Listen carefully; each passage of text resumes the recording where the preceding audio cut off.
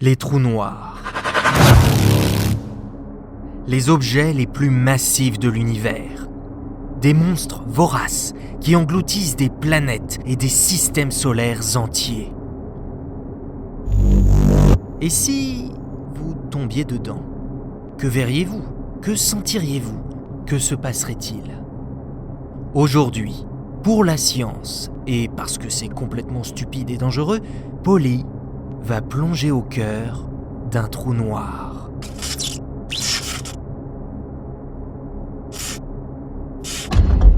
Perdu dans les confins de l'espace, une singularité gravitationnelle. Un objet céleste si compact que son champ gravitationnel empêche toute forme de matière ou de rayonnement de s'en échapper. Il fait noir. Impossible de voir. La lumière elle-même est piégée et ne peut s'échapper. Polly, tu peux rallumer la lumière maintenant ? Merci. Nous sommes dans l'amas de la Vierge, à proximité de M87 étoiles, le premier trou noir à avoir été imagé en avril 2019. Bon Polly, t'as préparé ta valise ? C'est parti.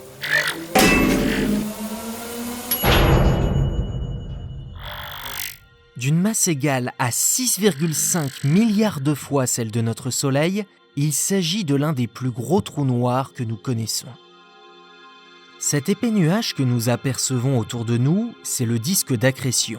Une soupe de gaz, de plasma, de roches, de poussière, de planètes et même d'étoiles en orbite autour de M87 étoiles. Ce disque fait 3000 milliards 720 milliards kilomètres de diamètre. Ce qui veut dire qu'il faut presque 5 mois à la lumière pour aller d'un bout à l'autre du disque. Enfin, si elle y arrive. Au centre du disque d'accrétion, nous apercevons le trou noir qui dévie la lumière, un peu comme une lentille. L'arc de cercle qui se dessine en haut, c'est donc l'arrière du disque d'accrétion. Les rayons lumineux sont déviés par la gravité extrême du corps céleste. On se rapproche encore. Le centre du disque d'accrétion est très lumineux.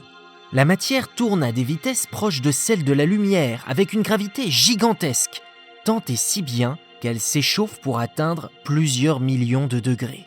Elle se transforme en un plasma qui brille autour du trou noir. Ah, Polly, tu vois le fin trait lumineux devant nous ? C'est l'horizon du trou noir. Le point de non-retour. Passer cette ligne, impossible de revenir en arrière. Rien ne peut s'en échapper. Même la lumière est prisonnière. Polly, ça va ? Qu'est-ce qui se passe ? Ce que tu commences à ressentir, c'est l'effet de marée du trou noir. Plus nous nous en rapprochons, plus l'attraction gravitationnelle est forte.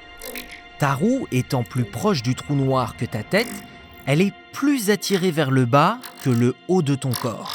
Résultat, tu t'étires, comme un spaghetti. Heureusement que t'es solide.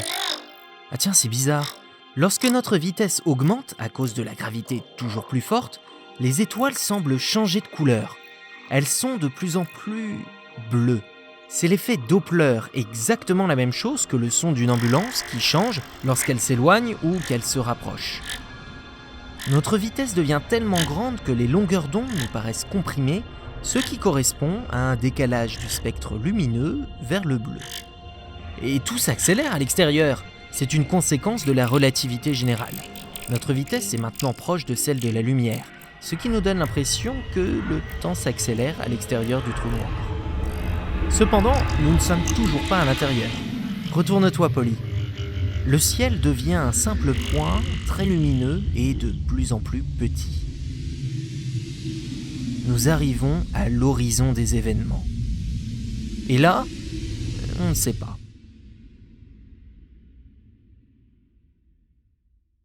Peut-être que Polly sera pulvérisée par un mur de feu, un phénomène intense qui serait créé par la rupture des particules sous ces conditions infinies. Peut-être que la notion d'espace et de temps ne s'applique plus et que la matière entre dans un monde inconnu. Peut-être que les fantasmes de science-fiction deviennent réalité. Peut-être que Polly reviendra un jour. Aujourd'hui, personne ne le sait.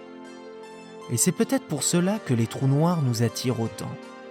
Les comprendre, essayer d'expliquer le monde et l'espace qui nous entoure, c'est faire un pas de plus vers cet inconnu. Polly n'est qu'un petit robot qui fait beaucoup de bêtises, mais il est curieux. Peut-être que vous aussi, et mieux que lui, vous nous permettrez un jour d'apporter des réponses à ces questions. Polly, t'étais passé où? Tu dois encore ranger ta chambre? Merci à tous d'avoir suivi cette vidéo. Si elle vous a plu, abonnez-vous, partagez-la, mettez un pouce en l'air et si vous avez des questions auxquelles vous aimeriez que Polly réponde, n'hésitez pas à les écrire dans les commentaires.